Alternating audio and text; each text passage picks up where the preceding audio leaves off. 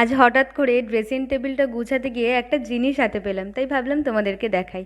এই দেখো, এটা হচ্ছে আমার বাবার হাতে তৈরি করা ছোট্ট একটা কাজ। বাবা না এরকম টুকটাক কাজ বাড়িতে করতেই থাকে, তাই বাবাকে বললাম যে আমার রুমের জন্য তুমি একটা বানিয়ে দাও।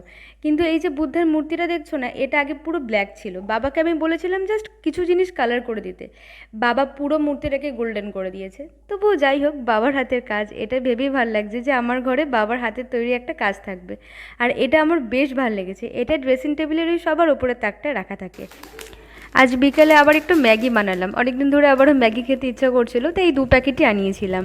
ম্যাগিটা বিকেলবেলা হলে না ফাটাফাটি লাগে। আর জানো তো, ম্যাগি গরম গরমই ভাল লাগে, আর ঠান্ডা হলে ম্যাগি একদম ভাল লাগে না। কিন্তু আজকে ম্যাগিতে আমি পেঁয়াজ দিতেই ভুলে গিয়েছিলাম। তো যাই হোক, এমনিতেও ম্যাগি ভালোই লাগে। তো চলো, আমার ম্যাগি রেডি, এবার আমি খাই। তোমরা সবাই ভালো থেকো, সাবধানে থেকো, সুস্থ থেকো। দেখা হচ্ছে তোমাদের সঙ্গে আবার নতুন কোনো একটা ভিডিওতে। ততক্ষণ টাটা।